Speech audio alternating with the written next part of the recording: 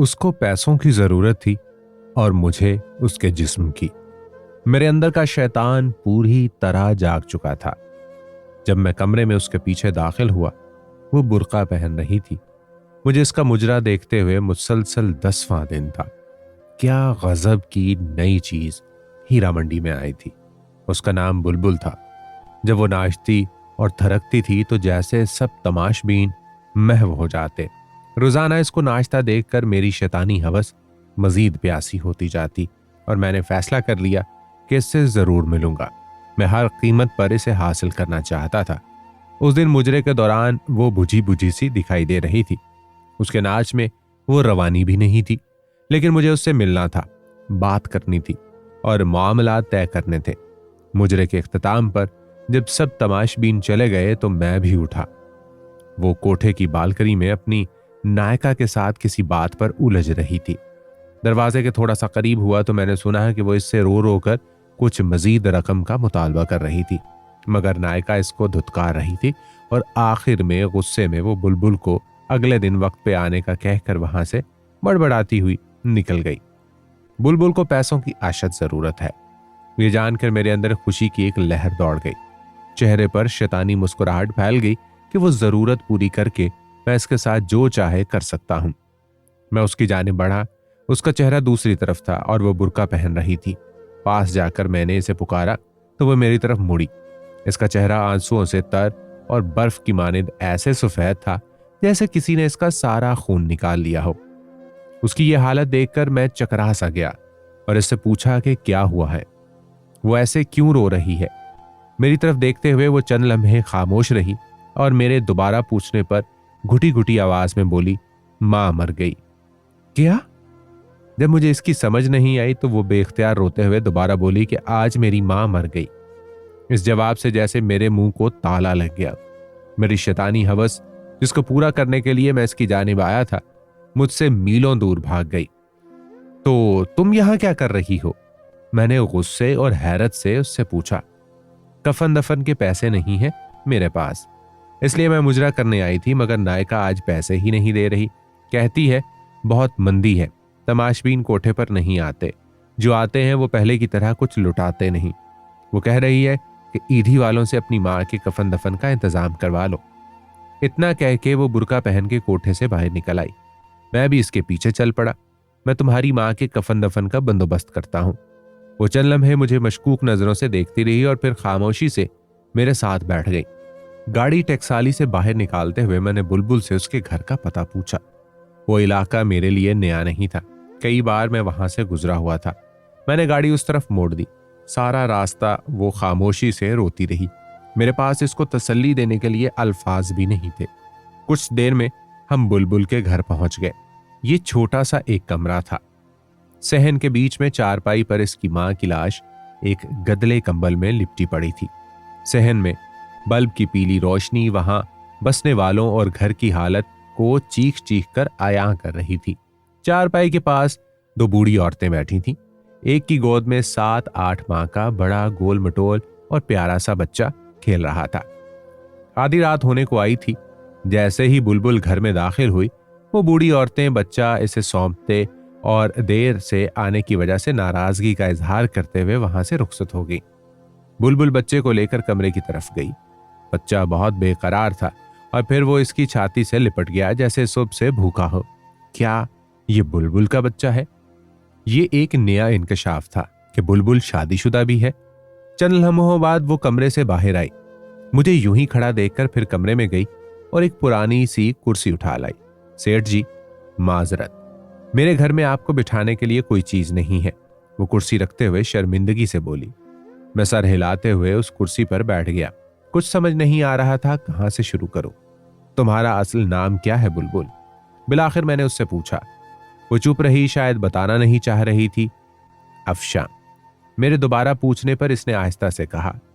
बहुत अफसोस हुआ तुम्हारी मां की वफात का। वो खामोश रही। तुम्हारा बाप भाई कोई है? उसने खामोशी से नहीं में सर हिलाया। ये बच्चा तुम्हारा है? इसने फिर खामोशी से हाँ में सर हिलाया। तुम्हारा शौहर कहाँ है? चल लम्हों बाद वो बोली, छोड़ गया। तुम हीरा मंडी कैसे गई? तुम मुझे नाचने गाने वाली तो नहीं लगती। अब वो नजरें उठाकर मुझे देखती हुई बोली, सेठ जी, किस्मत वहां ले गई। घर में कोई मर्द नहीं था, एक बीमार माँ और बच्चे की जिम्मेदारी थी। कहीं और काम नहीं मिला तो ना चाहते हुए भी मजबूरन ये रास्ता इख्तियार करना पड़ा। कुछ अरसे तक नायका ने नाच गाना सिखाया और फिर धंधे पर बिठा दिया। वो मुझे मुजरा करने के रोजाना 200 रुपए देती है और साथ में तमाशबीनों का बचा खुचा खाना भी, जो मैं घर लाकर अपनी माँ को खिलाती हूँ और खुद भी खाती हूँ। बुरके में आती जाती हूँ जिससे मोहल्ले में किसी को पता नहीं चलता और एक भरम कायम है। सेठ जी, ऐसी कितनी ही बेसहारा गुमनाम लड़कियां मुआशी हालात के हाथों मजबूर होकर इन कोठों पर नाचने पर मजबूर है। आप लोगों को क्या पता वो कितनी मजबूर होकर ये कदम उठाती हैं। कोई लड़की अपनी खुशी से यूं सबके सामने अपना जिस्म, अपनी इज्जत नीलाम नहीं करती। जो लड़कियां एक बार इस दलदल में गिर पड़ती हैं वो फिर धंसती ही चली जाती हैं और फिर उसमें हमेशा के लिए डूब जाती हैं। ये सब कुछ बताते हुए अफशा के लहजे में बेबसी और बेचारगी थी, जैसे वो किसी नाकर्दा गुनाहों की सजा काट रही हो।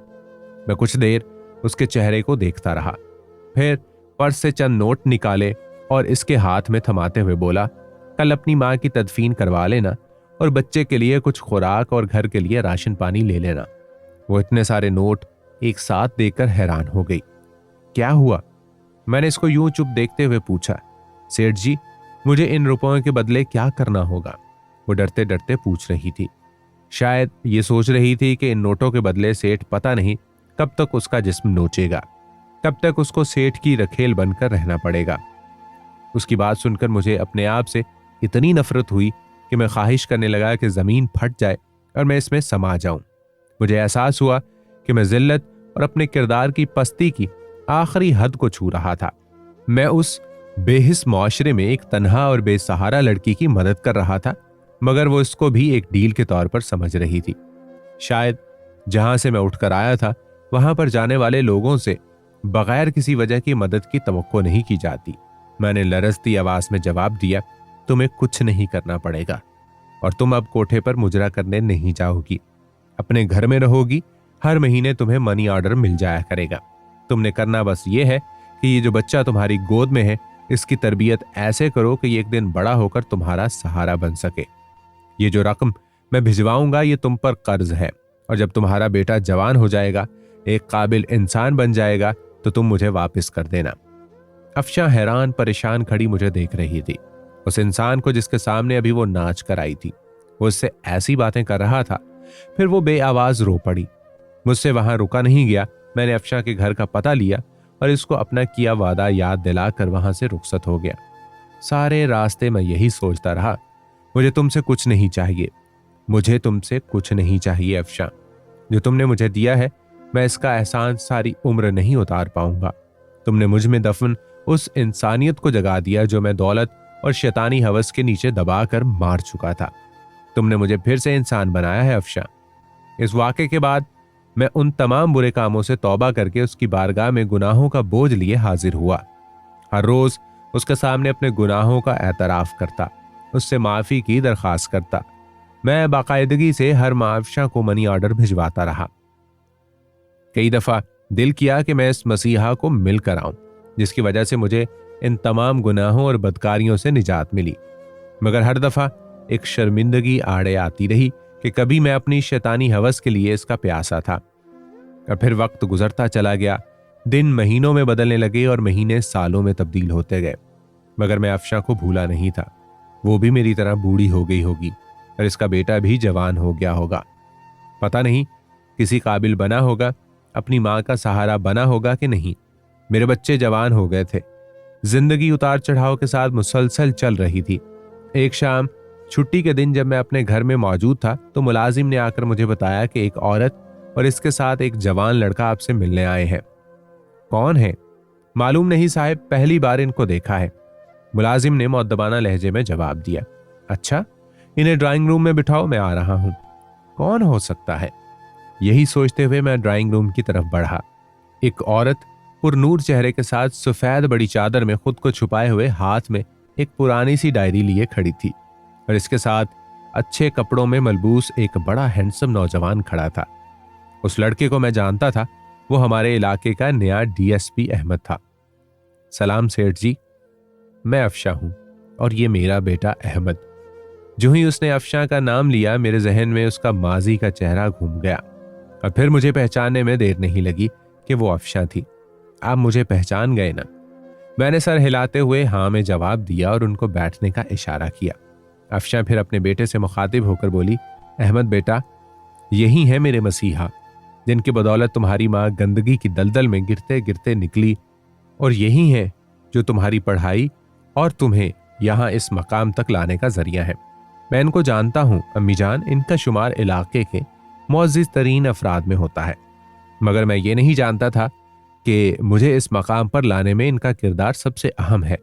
सेठ साहब, जिस तरह आप हम बेसहारा और बेकस लोगों की जिंदगी में मसीहा बनकर आए, इसका एहसान हम कभी नहीं भूलेंगे। अहमद बड़ी मशकूर नजरों से देखता हुआ बड़ी आजिज़ी से बोल रहा था।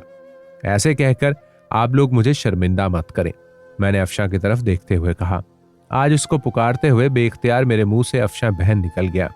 मैं खुद हैरान था, मगर यह सच था। अफशा सोफे से उठी और आगे बढ़कर पुरानी सी डायरी मुझे थमाते हुए कहने लगी, सेठ जी, इसमें वो तमाम हिसाब दर्ज है, मेरी माँ की तदफीन से लेकर आपके आखिरी मनी ऑर्डर तक। मैंने एक एक पाई का हिसाब रखा, आपके दिए पैसों का अमानत के तौर पर इस्तेमाल किया, अपने बेटे को एक काबिल इंसान बनाया। आपने मुझे 22 साल पहले कहा था कि यह कर्ज है और ये तब वापस करना जब तुम्हारा बेटा एक काबिल इंसान बन जाए। कुछ लम्हे खामोश रहने के बाद अफशा फिर से बोली, सेठ जी, आज वो वक्त आ गया है। मैं आपके एहसानों का बोझ तो नहीं उतार सकती, मगर जो पैसे आपने मुझे दिए थे, मेरा बेटा वो जरूर उतारेगा, और आपसे दरखास्त है आप इनकार मत करें। मैं अफशा को बड़ी तहसीन नजरों से देख रहा था। आखिर उसने वो कर ही दिखाया। यकीनन कौलो करार को निभाना, वादे पर कायम रहना एक अच्छे किरदार के हामिल इंसान की बड़ी निशानी है। यह सब सुनकर मेरे दिल में उसकी इज्जत और एहतराम और बढ़ गया। मैंने तुमको बहन कहा है, अफशा बहन, और मैं कैसे तुमसे ये पैसे वापस ले सकता हूं? मुझे यूं शर्मिंदा मत करो। मेरे रुके रुके अल्फाज में पैसे ना लेने की माजरत छुपी थी, मगर वो बाजिद थी। मुझे उसके सामने हार मानना पड़ी और वो तमाम पैसे जो मैं उसको मनी ऑर्डर की सूरत में भेजता था, उसको वापस लेने की हामी भरनी पड़ी। फिर वो दोनों मुझे अपने नए घर का पता देकर और आने की ताकीद करके वहां से चले गए। इरम, मैंने तुम्हें किसी से मिलवाना है, मेरे साथ चलो कि? शाम को मैंने अपनी बेगम से कहा। क्यों नहीं चलूंगी, मगर कौन है और किस सिलसिले में मिलना है? बेगम ने सवालों की बौछार कर दी।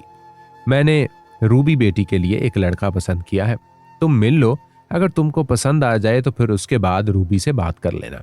मैंने मुख्तसर लफ्जों में इसे वजह बताई।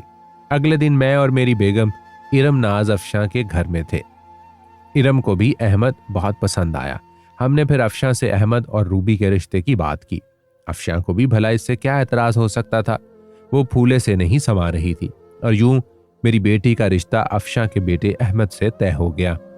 वो ताल्लुक जो एक तवाइफ और तमाशबीन जैसे गंदे रिश्ते से शुरू हुआ था, उसका इख्तिताम एक निहायत मुहज़्ज़िब रिश्ते की शक्ल में हुआ।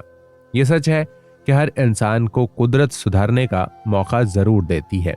कभी गंदगी के ढेर से उसको ऐसा सबक सिखा देती है, कभी दो भटके लोगों को मिलाकर सीधे राह पर ले आती है, और इंसान सारी जिंदगी इसी के मुताबिक गुजारने को फख्र महसूस करता है। कभी वो तवाइफ और मैं तमाशबीन था, मगर आज वो मेरी मुंह बोली बहन और इसका बेटा मेरी बेटी का शौहर है।